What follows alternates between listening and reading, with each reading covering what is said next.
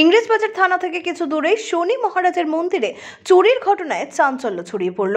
মঙ্গলবার ঘটনা জানাজানি হতেই মালদা শহরের ইংলিশ বাজার থানার পিরোজপুর এলাকায় ব্যাপক উত্তেজনা ছড়িয়ে পড়ে।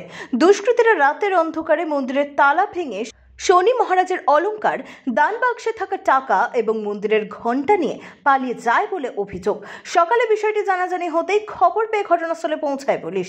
পুরো ঘটনার তদন্ত শুরু করেছে পুলিশ। স্থানীয়দের অভিযোগ, এর আগেও এই মন্দিরে চুরি হয়েছিল। পাশাপাশি এখান থেকে কিছু দূরে একটি মসজিদেও চুরি হয়েছিল।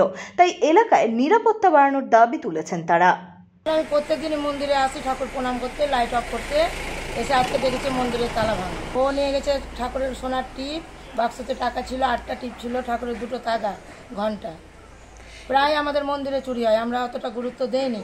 এবারকার গুরুত্ব দেওয়ার ব্যাপারটা আমাদের আছে, কারণ আমরা তো প্রত্যেকবার এরকম করে গুছিয়ে নেব। আবার করবে, তাহলে কি হবে? মালদা থেকে তন্ময় মাহারার রিপোর্ট, এক্সপোজ বার্তা।